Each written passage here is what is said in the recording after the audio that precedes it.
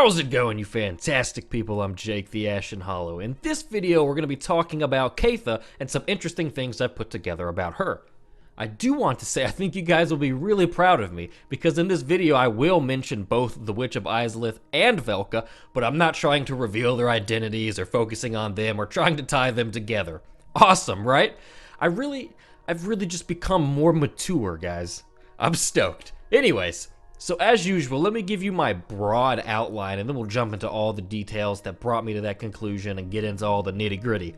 Basically, I think that one of the Daughters of Chaos could be Caitha, and there are only two that could be her, and I think there is one that is a bit more convincing than the other, but we'll save that one for last, you know, because suspense and stuff. I'm just trying to run a successful television program here, guys. I'm sorry for the cliffhangers. So first, let's start with the one we've never seen and has been missing since before we knew anything about Izalith. And just to clarify, we see 7 Daughters of Chaos in the cinematic of Dark Souls 1. I would never steer you wrong, but let's count anyways. 1, 2, 3, 4, 5, 6, and 7. Alrighty, cool beans. Now let's look at the daughters we actually find. We have 1 Quelaag, 2 the Fair Lady, 3 Quaylana, 4 this unimpressive chick, 5 Orb number 1, which I know is speculated, but come on, the orbs even have Izalith's staff. It's just one of those things, kind of like they never actually say the Nameless King is the firstborn, but come on.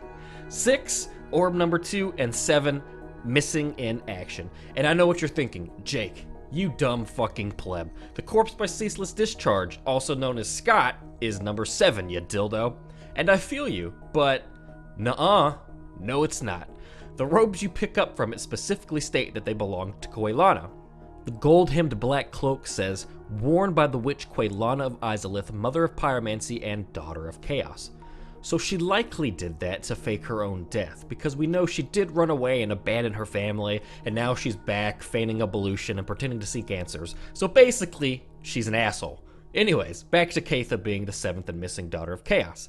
So we don't know in what way each daughter was affected by the Flame of Chaos. We see 2 that are spider-like demons, and even 1 that appears to at least be perfectly fine. I'm not sure exactly how Caitha could have been affected by the flame, but I think the description of her chime in Dark Souls 2 gives us a clue.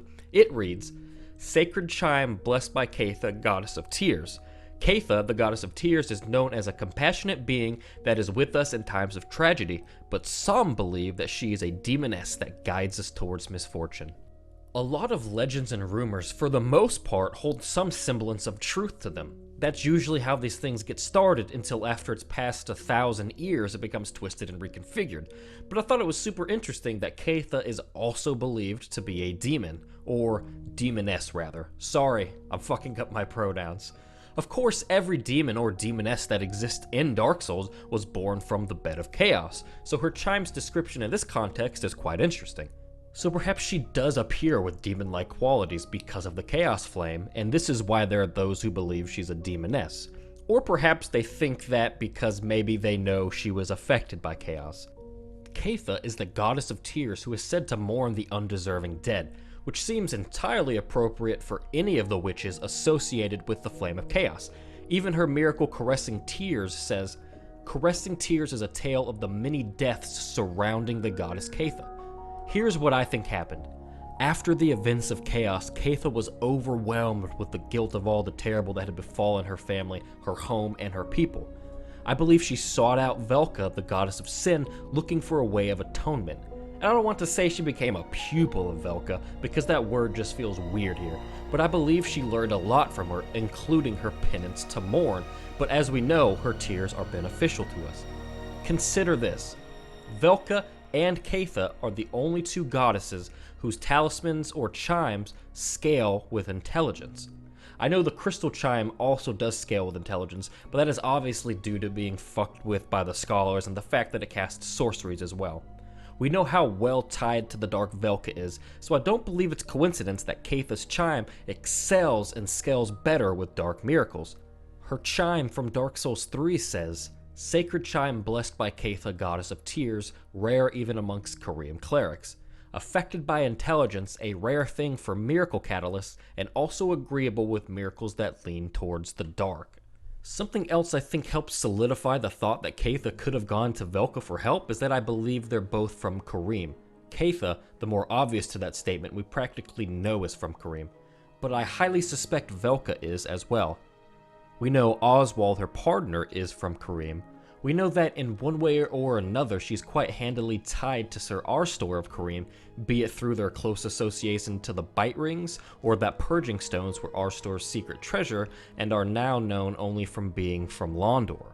So I think it's a fair assumption to say the most likely place Velka is, or is at least from, is Kareem, which goes nicely with this theory since Caitha is from Kareem as well. The red and blue tear stones from Dark Souls 2 actually vary a bit in their descriptions, so let's read them now. The blue says, a ring set with a rare tear stone reacts when the wearer is in danger, temporarily increasing its wearer's defense. Caitha, goddess of tears, mourns those who have lost loved ones by shedding pure tears of blue. It is said that the stone set in this ring is one such tear. And the red says, a ring set with a rare tear stone reacts when the wearer is in danger, temporarily increasing its wearer's attack power. Caitha, goddess of tears, mourns the undeserving dead, shedding tears as red as blood. It is said that the stone set in this ring is one such tear. So the two primary things she is mourning are 1, the undeserving dead, and 2, those who have lost loved ones. And considering this theory, a daughter of chaos is the epitome of these reasons to mourn. Now, some of this is circumstantial evidence, I completely understand that, but I'm a firm believer that once these circumstantial evidences keep falling in line with one another again and again, then you have something a little more than just a coincidence, at the very least. So a couple other interesting things to take into consideration are how in Dark Souls 3 we find both Caitha's chime and the witch's locks, which say, a whip fashioned from the black hair of a daughter of the Witch of Izalith, creator of the Flame of Chaos. We find both of these items in close proximity to one another, her chime right outside the Grand Archives, and the witch's locks right inside the archives. Also, we hear so much about how the Witch of Izalith and her daughters were consumed by the Flame of Chaos, and how the unleashing of chaos consumed all in its path. So I thought it was pretty neat that Caitha derives from the old Irish word caith, which means to consume. So there was another person that I mentioned earlier that I believe would be more likely to hold the name of Caitha, and though she still is a daughter of chaos, her being one just makes way too much sense to me. So all the other evidence provided in this video still applies to this daughter as well, except the black-haired whip part. Everything else is gravy though. But I think Caitha is a lot more likely the Fair Lady, based on 4 additional things. First is that in Izalith, or the Demon Ruins, whatever you want to call it in Dark Souls 3, we find a large spider corpse and presumably Quaylana turned to stone. The large spider body obviously having belonged to the Fair Lady, but what is most interesting is that her human body is not there anymore, as if she had somehow got free of whatever fused her into the spider demon. So the Fair Lady is essentially missing in action as far as we can tell. 2 is the fact that we can find a talisman made of her hair. The talisman reads, "Talisman made from a lock of white hair. This lock of hair belonged to a deformed member of the Chaos Witches, mothers of the art of pyromancy." So we know it belongs to the Fair Lady, as she was the only one we saw having white hair, albeit the missing daughter we have no clue as to her hair color, but I believe it's safe to assume it's the same as every fucking one else's in her family. Plus, it labels her here as deformed, which is curious. We know a lot of the daughters got turned into demon shit and orb shit, but it singles her out here as being the one deformed. Perhaps this is in reference to what happened to her after Chaos transformed them. Maybe she is deformed because she was able to remove herself from the demonic spider attached to her, and as a result became deformed. But anyways, back to my point of why I pointed out the hair talisman. It's because the only other talisman we see made of hair in any of the Dark Souls games is from Velka. And if Caitha was mentored by Velka or what have you, then these similarities would not be coincidence. Third is that she's referenced by her chime as being both compassionate and a demon.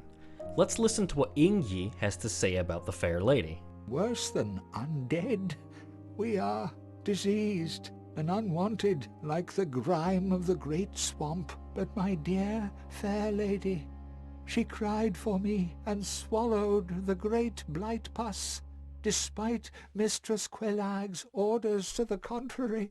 So there are two things there. The obvious is that she cried for him. I thought that could be cried as in crying out, but that wouldn't make sense unless it actually said she cried out to me or cried out for me. It just said cried for me. So, bada bing, bada boom. And secondly, that is compassionate as shit. The whole reason the fair lady is so messed up and sickly is because she swallowed the blight pus up for Ingi and his people, which is why some of them are repaying her by becoming egg bearers and trying to soothe her misery. So by definition, the fair lady is a compassionate demon. Lastly is that she is blind. That doesn't seem like much, but look at the traditions coming from Kareem. Morn was the sole knight to serve the goddess Caitha, so it became a tradition of a knight serving a single maiden. Kareem and subsequently the Way of White placed great faith in the words of the blind, and their tomes are written in Braille. We meet Aegon in Arena in Dark Souls 3, Aegon following in the footsteps of Morn by dedicating his career to a single blind maiden. These maidens are also firekeepers, or trying to become them, just as we know the fair lady was, and they all have the same black sprites writhing beneath their skin and nipping away at them. I don't know, shit just makes too much sense to me. So just to summarize one last time, I believe that Caitha was one of two daughters of Chaos who, in looking to atone for their sins in Izalith, turned to Velka for help and went on to become Caitha, the goddess of tears, as penance. So, I guess it's up to you to decide which daughter of Chaos you think it could be. There is an interesting and compelling case for each, but my money's on the fair lady. I hope you've enjoyed this video, and I of course would love to hear your thoughts on the whole thing in the comments. Dark Souls does make for the best discussions. If you haven't subscribed already, I hope that you will, and here's the obligatory follow me on Twitter and Twitch, sponsor me on Patreon, and all that good stuff. Links are in the description. So thanks so much for watching, and I hope you have a great day, night, evening, or afternoon, wherever it is you reside. Until next time.